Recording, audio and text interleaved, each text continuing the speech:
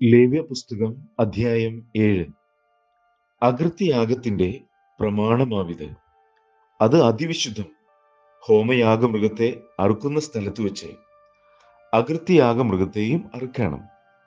അതിന്റെ രക്തം യാഗപീഠത്തിന്മേൽ ചുറ്റും തെളിക്കണം. അതിന്റെ സകല മേധസ്സും, തടിച്ച വാലും, കുടൽ പൊതിഞ്ഞിരിക്കുന്ന മേധസ്സും, മൂത്രപിണ്ഡം രണ്ടും, അവയുടെ മേൽ കടിമ്പ്രദേശത്തുള്ള മേധസ്സും, മൂത്രപിണ്ഡങ്ങളോട് കൂടെ കരളിന്മേലുള്ള വഭയും എടുത്ത് പുരോഹിതൻ യാഗപീഠത്തിന്മേൽ യഹോവയ്ക്ക് ദഹനയാഗമായി ദഹിപ്പിക്കണം. അത് അകൃത്യയാഗം. പുരോഹിത കുലത്തിലെ ആണുങ്ങൾക്കൊക്കെയും അത് തിന്നേണം. ഒരു വിശുദ്ധ സ്ഥലത്ത് വെച്ച് അത് തിന്നേണം. അത് അതിവിശുദ്ധം. പാപയാഗം പോലെ തന്നെ അകൃത്യയാഗവും ആകുന്നു. അവയ്ക്ക് പ്രമാണവും ഒന്നു തന്നെ.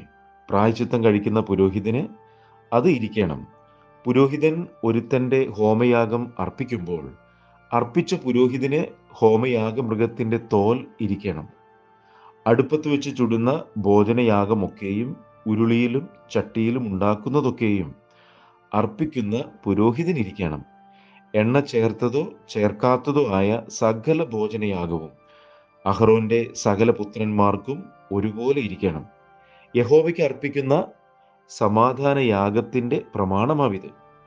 അതിനെ സ്തോത്രമായി അർപ്പിക്കുന്നുവെങ്കിൽ അവൻ സ്തോത്രയാഗത്തോടു കൂടെ എണ്ണ ചേർത്ത പുളിപ്പില്ലാത്ത ദോശകളും, എണ്ണ പുരട്ടിയ പുളിപ്പില്ലാത്ത വടകളും, എണ്ണ ചേർത്ത് കുതിർത്ത നേരിയ മാവ് കൊണ്ടുണ്ടാക്കിയ ദോശകളും അർപ്പിക്കണം. സ്തോത്രമായുള്ള സമാധാനയാഗത്തോടു കൂടെ പുളിച്ച മാവ് കൊണ്ടുള്ള ദോശകളും ഭോജനയാഗമായി അർപ്പിക്കണം. ആ എല്ലാ വഴിപാടിലും അതത് വകയിൽ നിന്ന് ഓരോന്നിന് യഹോവയ്ക്ക് നീരാജനാർപ്പണമായിട്ട് അർപ്പിക്കണം. അത് സമാധാനയാഗത്തിന്റെ രക്തം തെളിക്കുന്ന പുരോഹിതന് ഇരിക്കണം. എന്നാൽ സ്തോത്രമായുള്ള സമാധാനയാഗത്തിന്റെ മാംസം അർപ്പിക്കുന്ന ദിവസത്തിൽ തന്നെ തിന്നേണം. അതിൽ ഒട്ടും പ്രഭാതം വരെ ശേഷിപ്പിക്കരുത്. അർപ്പിക്കുന്ന യാഗം ഒരു നേർച്ചയോ സ്വമേധാദാനമോ ആകുന്നുവെങ്കിൽ യാഗം അർപ്പിക്കുന്ന ദിവസത്തിൽ തന്നെ അത് തിന്നേണം. അതിൽ ശേഷിപ്പുള്ളത് പിറ്റേനാളും തിന്നാം. യാഗമാംസത്തിൽ 3-ാം ദിവസം വരെ ശേഷിക്കുന്നത് തീയിലിട്ട് ചുട്ടുകളയണം. സമാധാനയാഗത്തിന്റെ മാംസത്തിൽ ഏതാനും 3-ാം ദിവസം തിന്നാൽ അത് പ്രസാദമായിരിക്കുകയില്ല. അർപ്പിക്കുന്നവന് കണക്കിടുകയുമില്ല. അത് അറപ്പായിരിക്കും. അത് തിന്നുന്നവൻ കുറ്റം വഹിക്കണം. ശുദ്ധിയില്ലാത്ത വല്ലതിനെയും തൊട്ടുപോയ മാംസം തിന്നരുത്. അത് തീയിലിട്ട് ചുട്ടുകളയണം. ശേഷം മാംസമോ ശുദ്ധിയുള്ളവനെല്ലാം തിന്നാം. എന്നാൽ അശുദ്ധി തൻ്റെ മേലിരിക്കുമ്പോൾ ആരെങ്കിലും യഹോവയ്ക്കുള്ള സമാധാനയാഗങ്ങളുടെ മാംസം തിന്നാൽ അവനെ അവൻ്റെ ജനത്തിൽ നിന്നും ഛേദിച്ചു കളയണം. മനുഷ്യന്റെ അശുദ്ധിയെയോ അശുദ്ധ മൃഗത്തെയോ ശുദ്ധിയില്ലാത്ത വല്ല അറപ്പിനെയോ ഇങ്ങനെ ശുദ്ധിയില്ലാത്ത യാതൊന്നിനെയും ആരെങ്കിലും തൊട്ടിട്ട് യഹോവയ്ക്കുള്ള സമാധാനയാഗങ്ങളുടെ മാംസം തിന്നാൽ അവനെ അവൻ്റെ ജനത്തിൽ നിന്നും ഛേദിച്ചു കളയണം. യഹോവ പിന്നെയും മോശയോട് അരുളി ചെയ്തത്, നീ ഇസ്രായേൽ മക്കളോട് പറയേണ്ടത് എന്തെന്നാൽ, ചെമ്മരിയാടിൻ്റെയോ കോലാടിൻ്റെയോ കാളയുടെയോ മേധസ് നിങ്ങൾ അശേഷം തിന്നരുത്.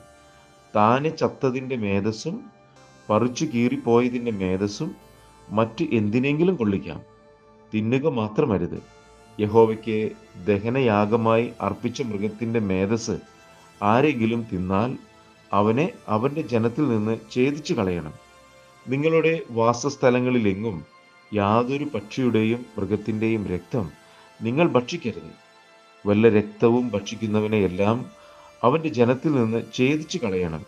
യഹോവ പിന്നെയും മോശയോട് അരുളി ചെയ്തത്, നീ ഇസ്രായേൽ മക്കളോട് പറയേണ്ടത് എന്തെന്നാൽ, യഹോവയ്ക്ക് സമാധാനയാഗം അർപ്പിക്കുന്നവൻ തൻ്റെ സമാധാനയാഗത്തിൽ നിന്ന് യഹോവയ്ക്ക് വഴിപാട് കൊണ്ടുവരണം.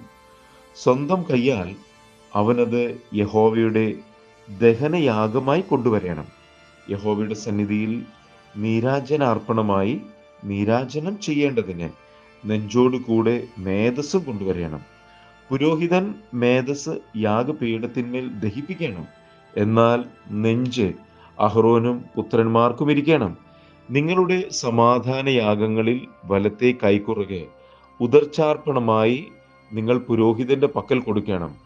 അഹ്റോന്റെ പുത്രന്മാരിൽ സമാധാനയാഗങ്ങളുടെ രക്തവും മേധസ്സും അർപ്പിക്കുന്നവന് തന്നെ വലത്തെ കൈക്കുറക് ഓഹരിയായിരിക്കണം.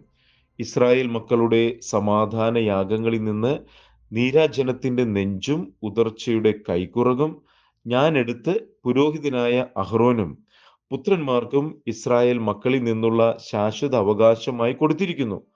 ഇത് അഹ്റോനെയും പുത്രന്മാരെയും യഹോവയ്ക്ക് പുരോഹിത ശുശ്രൂഷ ചെയ്യുവാൻ പ്രതിഷ്ഠിച്ച നാൾ മുതൽ യഹോവയുടെ ദഹനയാഗങ്ങളിൽ നിന്ന് അഹ്റോനുള്ള ഓഹരിയും അവന്റെ പുത്രന്മാർക്കുള്ള ഓഹരിയുമാകുന്നു. ഇസ്രായേൽ മക്കൾ അത് അവർക്ക് കൊടുക്കണമെന്ന് താൻ അവരെ അഭിഷേകം ചെയ്ത നാളിൽ യഹോവ കൽപ്പിച്ചു. അത് അവർക്ക് തലമുറ തലമുറയായി ശാശ്വത അവകാശമാകുന്നു. ദഹനയാഗം, ഭോജനയാഗം, പാപയാഗം, അകൃത്യയാഗം, കരപൂരണയാഗം, സമാധാനയാഗം എന്നിവയെ സംബന്ധിച്ചുള്ള പ്രമാണം ഇത് തന്നെ. യഹോവയ്ക്ക് തങ്ങളുടെ വഴിപാടുകൾ കഴിപ്പാൻ അവർ ഇസ്രായേൽ മക്കളോട് സീനായ് മരുഭൂമിയിൽ വെച്ച് അരുളി ചെയ്ത നാളിൽ യഹോവ മോശയോട് സീനായ് പർവ്വതത്തിൽ വെച്ച് ഇവ കൽപ്പിച്ചു.